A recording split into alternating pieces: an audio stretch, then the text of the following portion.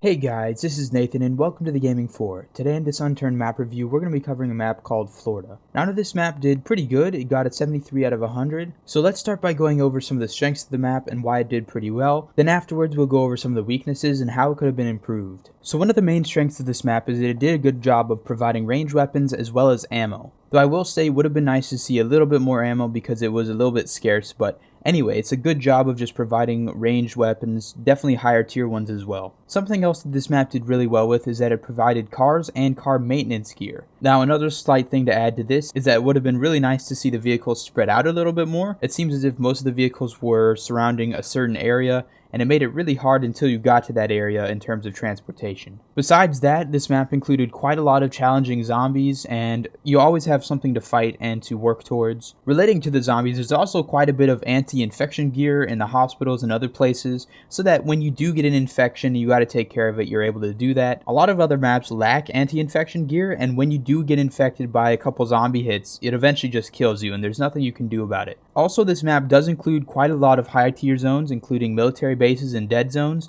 and with the dead zones it also provides you with dead zone gear in the form of filters and hazmat suits, so you are able to explore those zones and get all the resources from them. Lastly, in terms of natural resources, this map did pretty well. It does provide berries and metal nodes throughout the map, though I did not see any animals, so that'd be something that you could consider adding. Alright, so that's pretty much it for the strength, so let's move on to some of the weaknesses and how this map could have been improved. So one of the weaknesses that you can kind of distinguish right off the bat is that there's not enough simple melee weapons, and this really makes it hard when you're starting a survival. Now, as I mentioned before, there is a lot of challenging zombies in the location. That means there's like maybe 20 to 30 per location, and if you're trying to take those on with just your fists or, even a crappy melee, it can be very, very difficult, especially when you come across runners, spitters, and fire zombies. So this kind of leads into another sort of issue, is that there's too many zombies for the gear provided. Really, you need to provide the players a bit more gear in terms of food, clothing even, as well as weapons like simple melee weapons, kitchen knives, something that's pretty valuable, fast hitting, to be able to handle all the zombies that are present in this map. In terms of the detailing, it was kind of weak in this map. That's how I would really describe it.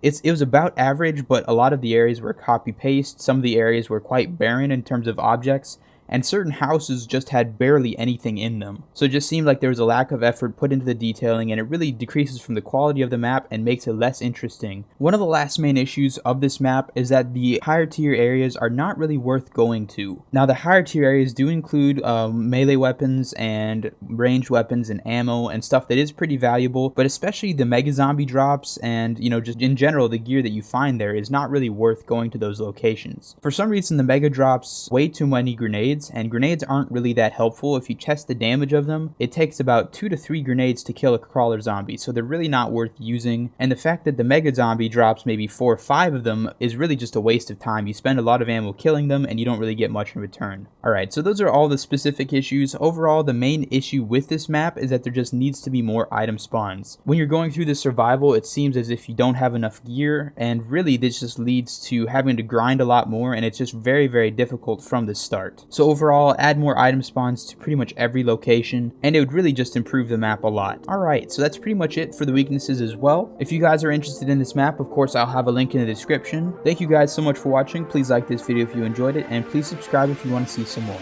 I will see you all later.